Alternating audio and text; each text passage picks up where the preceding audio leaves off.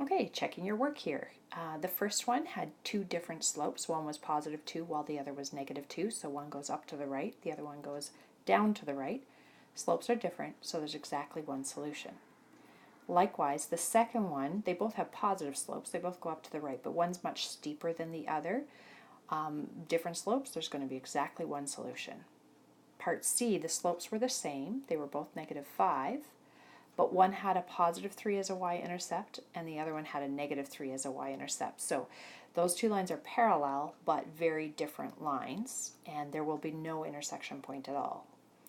Part D, if you look at the second line, what I did is I rearranged that line. I divided everything by 2. I divided all the terms here by 2. And then I ended up with a y equals 2x minus 1 to get the y by itself. And if you notice, those two equations now are identical. They're exactly the same. So that this system will have an infinite number of solutions, and there will be in the form of x comma 2x take away 1. Now you may also notice, and I use this for the equation or the question f below, if you look at the original equation here and then compare it to the second one, every single thing is a multiple of 2. So I had a 1y initially, and then I have a 2y. I had a 2x, but that doubled is 4x. I have a minus 1. If I double that, I get minus 2. Anytime that you have one line being a multiple of another line, it will like the equations, it really represents the exact same line. Okay, and you can check that out in Desmos. You could even put like a 3y equals a 6x minus 3, and that will be again the exact same line. Infinite number of solutions. Okay, part E, first one had a slope of negative 3, as did the second one when I solved that second equation for y by dividing everything in here by 3. I divided everything up here by 3. So my slopes are the same, but my y-intercepts are different. Those are parallel and distinct lines.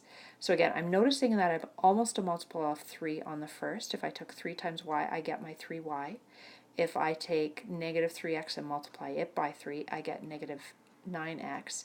If I were to take the plus 6 and multiply by 3, I should have had a constant term of plus 18, but I didn't. I had plus 9, so it's a different y-intercept.